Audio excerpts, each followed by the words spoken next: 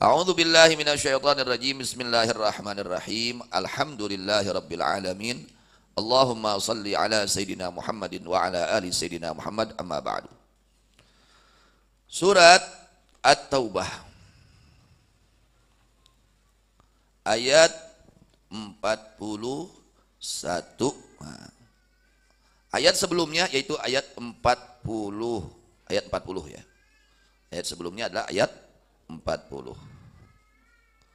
Ini menjelaskan tentang sejarah baginda Nabi Muhammad SAW ketika beliau hijrah dari kota Makkatul Mukarramah menuju kota Madinatul Munawwarah.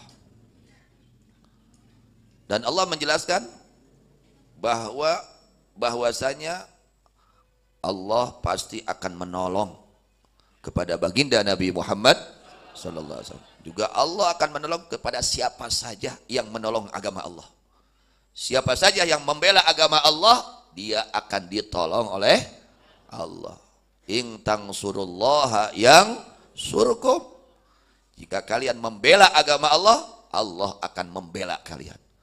Bagaimana cara membela agama Allah? Laksanakan perintah agama Allah. Jauhi larangan agama Allah.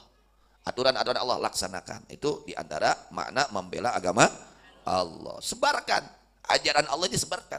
Dan ajaran Allah ini sangat indah dan menguntungkan, menyelamatkan, membahagiakan ketika seseorang melakukan ajaran-ajaran Allah Subhanahu yang dibawa oleh baginda Nabi Muhammad sallallahu alaihi wasallam. Ayat ini menjelaskan in illa tansuru faqad nasarahullah id akhrajahu alladzina kafaru thaniyasnaini id huma fil ghari id yaqulu li sahibihi la tahzan innallaha ma'ana. Ini ada sebabnya turunnya ini ayat. Di antaranya ketika orang-orang kafir Quraisy bersepakat di pendopo, mereka bersepakat musyawarah untuk membunuh baginda Nabi Muhammad sallallahu alaihi wasallam. Gak tanggung-tanggung.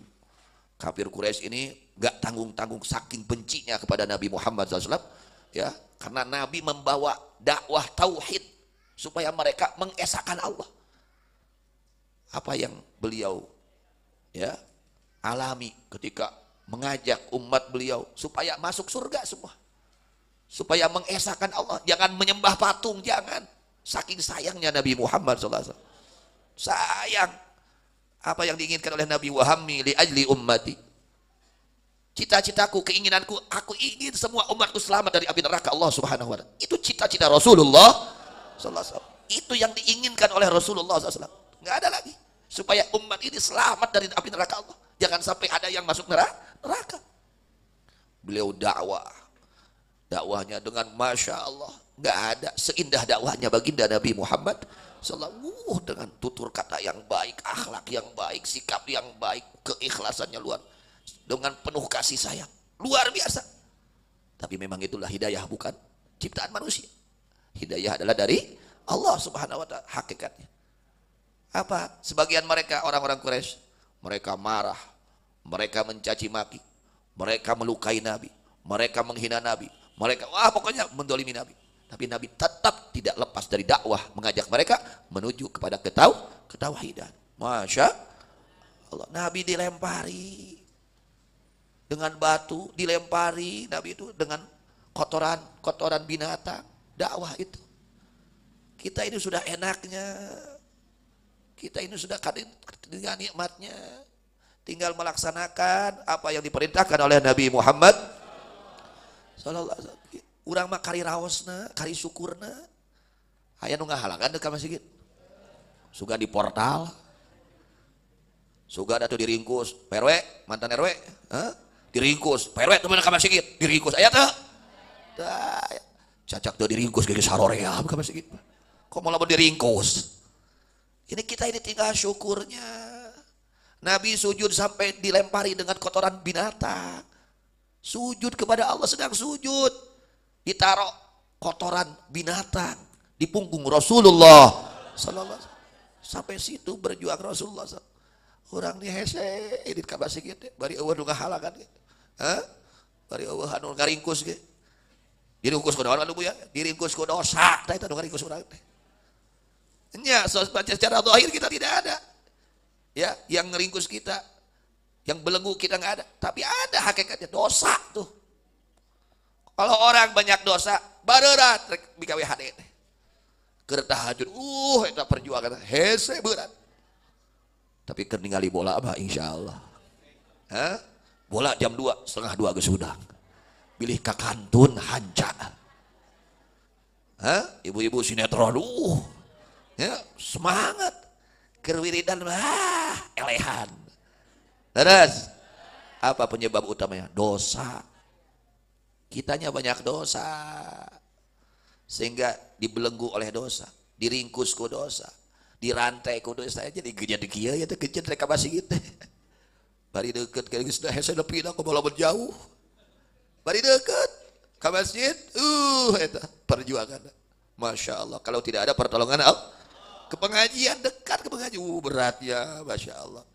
Juga di waktu ke HS, gawe dat deui. Waktu ngaji HS, teu ngaji HS, deui balak HS sirupna. Nek mandang naon ke di akhirat nah HS wae mah. Kita ingat bagaimana perjuangan baginda Nabi Muhammad sallallahu alaihi wasallam yang memperjuangkan kita sebagai umatnya agar sampai itu tauhid, ajakan tauhid kepada kita. Itu ajakan tauhid sampainya kepada kita itu bukan ladang karena senang-senang, bukan, perjuangan Nabi Muhammad sallallahu alaihi wasallam. Perjuangan beliau sampai beliau diancam akan dibunuh oleh kafir-kafir Quraisy. Masya Allah. Akhirnya mereka sepakat ya untuk membunuh Nabi Muhammad sallallahu alaihi wasallam. Ketika sudah sepakat seperti itu, malaikat Jibril datang kepada baginda Nabi Muhammad sallallahu alaihi wasallam. Lalu beliau, malaikat Jibril memberitahu kepada Nabi Muhammad sallallahu alaihi wasallam, "Wahai Muhammad, kamu jangan tidur malam ini di rumah kamu, jangan. Ya. Jangan tidur di tempat tidurmu karena mereka malam ini sudah siap-siap untuk membunuhmu." Ini Rasulullah. Si kata mikir, Rasulullah mah ripuh. Hayang nepikeun tauhid teh. Hayang ngalaksanakeun perintah Allah teh. Urang mah kari kersana, kari daekna. Lalu Nabi sallallahu alaihi wasallam memerintahkan Sayyidina Ali untuk tidur di tempat tidurnya Rasulullah sallallahu alaihi wasallam. Luar biasa ini Imam Ali radhiyallahu anhu. Kenapa? Ini karena zamannya mati nih. Nabi mau dibunuh, sudah dikepung tuh rumah Rasulullah SAW oleh kafir Quraisy. Al-Gojo orang-orang wah hebat. Dan lalu tikas kurang kieu, lalu tik lain, paradek lain. Al-Gojo, warawa pedang segala. Sudah sepakat ingin membunuh baginda Nabi Muhammad sallallahu alaihi wasallam. Tapi Nabi diberitahu oleh malaikat Jibril, jangan bermalam malam ini di rumah kamu. Tempat tidurmu kamu persilakan Ali untuk tidur di tempat tidurmu. Lalu Imam Ali radhiyallahu anhu diperintahkan oleh Nabi Muhammad SAW untuk tidur di tempat tidurnya Rasulullah SAW. Dan karena kecintaan beliau kepada Nabi, rela untuk mengorbankan nyawanya Rasulullah demi Rasulullah SAW. Rela beliau. Keun bae aing maot asal Rasulullah selamat. Itulah para sahabat Nabi Muhammad SAW. Rela mengorbankan nyawanya itu, rela. Jadi para sahabat Rasulullah SAW, jangankan harta untuk menyenangkan hati Nabi Muhammad SAW, nyawa kalau untuk menyenangkan hati Nabi, siap untuk hilang nyawa untuk menyenangkan hati Rasulullah SAW. Nah, orang diajar ngabungkahkeun Rasul. Rasul teh bungah nalika urang daek ngaji, bungah Rasul teh. Rasulullah gembira ketika kita mau ke masjid. Rasulullah gembira ketika kita mau sholat berjamaah di masjid. Gembira, iraha mereka gabungkahkeun Rasul teh rek iraha. Rek iraha. Yang mengaji mung, salat mung berjamaah teh kumaha hirup teh. Nyusahkeun we Rasul kalakuan. Ai taun hayang syafaat Rasul. Ai gawe nyusahkeun Rasul, cik atuh gemut. Nah, ini perjuangan Nabi Muhammad sallallahu alaihi wasallam. Akhirnya Sayyidina Ali tidur di tempat tidurnya Nabi Muhammad SAW dan ditutupi dengan selimut yang warna hijau. Nah, Imam Ali ini adalah orang yang pertama yang menjual dirinya untuk meraih ridhonya Allah Subhanahu wa taala. Demi menyelamatkan, menggembirakan hati Nabi besar Muhammad sallallahu alaihi wasallam. Rela keun bae maut asal Kanjeng Nabi selamat. Masya Allah. Itulah hati-hati para sahabat baginda Nabi Muhammad sallallahu alaihi wasallam, penuh dengan kecintaan kepada Nabi besar Muhammad sallallahu alaihi wasallam. Akhirnya Nabi sallallahu alaihi wasallam keluar dari rumahnya malam hari tersebut. Saat itu padahal mereka sedang berjajar mengepung rumahnya Rasulullah sallallahu alaihi wasallam. Dikepung di rumah Rasul. Tapi ketika beliau keluar, oleh Allah dicabut tuh pandangan mereka. Dekat tinggal. Mereka tidak melihat Rasulullah sallallahu alaihi wasallam keluar dari rumahnya. Lalu Rasulullah SAW mengambil debu, mengambil tanah.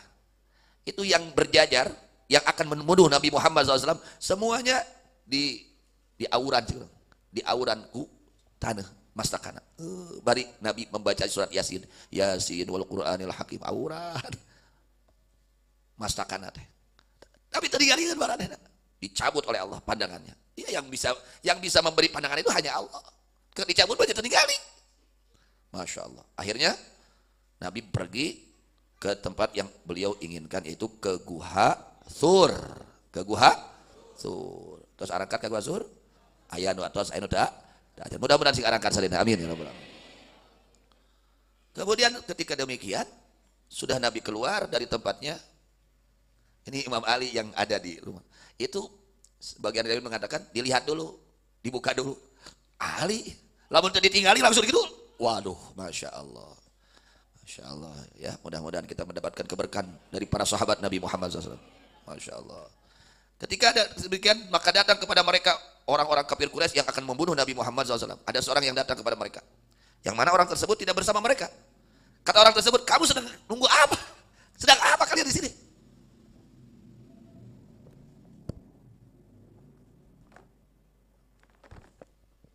Kalian ini sedang apa di sini? Sedang nunggu apa kamu lihat di sini? Kata mereka, saya sedang nunggu Muhammad akan saya bunuh. Waduh. Kata orang ini, kamu sudah dikecewakan oleh Allah. Demi Allah itu Muhammad sudah keluar dari rumah kamu, dari rumahnya. Bahkan Muhammad itu saya lihat kamu itu di auran teh. Ditabur kepala kalian itu dengan tanah. Coba lihat kakak. Dicabak, ayat tanuhan itu sarareana. Akhirnya maka fama taraw nabikum. Begitu dilihat, iya ada tanah di kepalanya. Itu orang-orang kafir yang akan membunuh Nabi Muhammad SAW, yang ditabur dengan tanah oleh Rasulullah SAW. Mereka semua mati dalam keadaan kufur di perang Badar. Kenapa? Karena mereka sudah punya niat jahat kepada Nabi Muhammad SAW. Ingin membunuh Rasulullah SAW. Mereka itu semua mati dalam keadaan kafir matinya. Di perang Badar. Yang ditabur kepalanya dengan tanah oleh Rasulullah SAW. Kemudian Allah mengizinkan beliau untuk hijrah ke kota Madinah. Di antaranya apa hikmahnya hijrah ke kota Madinah? Agar kota Madinah ini menjadi tempat yang mulia karena sumpingnya, karena datangnya Rasulullah sallallahu alaihi wasallam. Sebagaimana hari Senin menjadi hari yang mulia karena di situ ada lahirnya Nabi Muhammad sallallahu alaihi wasallam. Seperti itulah. Tempat kita akan menjadi mulia kalau kitanya jadi orang mulia. Namun urangna soleh tempatnya beda deui. Pinuh ku kaberkahan seperti kota Madinah Al-Munawwarah. Ketika beliau hijrah ke kota Madinah Al-Munawwarah, maka kota Madinah ini menjadi mulia dengan sebab singgahnya baginda Nabi Muhammad sallallahu alaihi wasallam di kota Madinah. Bahkan ijma para ulama, sesungguhnya tempat yang paling utama di dunia di mana wae, tempat yang paling utama, afdhalul biqa al-maudhi'u alladhi dhamma a'dha'ahul karimah sallallahu alaihi wasallam. Tempat tanah yang paling mulia adalah tanah yang dhamma a'dhahu, liang lahat, tanah nak liang lahat anu antal jengkang jeung Nabi Muhammad sallallahu alaihi wasallam. Itu tanah yang paling mulia. Kenapa? Karena di situ ada jasad sucinya baginda Nabi Muhammad sallallahu alaihi wasallam. Tanah yang ya itu di liang lahat itu tanah yang diletakkan jasadnya Nabi di situ. Nah, tanah yang nempel dengan jasad Nabi itu tanah yang paling utama, paling afdal. Karena tanah ini tersentuh dengan jasad sucinya baginda Nabi Muhammad sallallahu alaihi wasallam. Masya Allah. Kemudian beliau keluar dari kota Mekah tanggal 1 Rabiul Awal menuju kota Madinah, datang ke kota Madinah tanggal 12 Rabiul Awal. 12 hari perjalanan Mekah Madinah. Teu kabayang zaman harita, ya Allah, make kontak, bari panas, bari Masya Allah. Itu perjuangan baginda Nabi Muhammad sallallahu alaihi wasallam. Kemudian malaikat Jibril memerintahkan kepada Nabi Muhammad sallallahu alaihi wasallam untuk membawa Sayyidina Abu Bakar Siddiq sallallahu alaihi wasallam.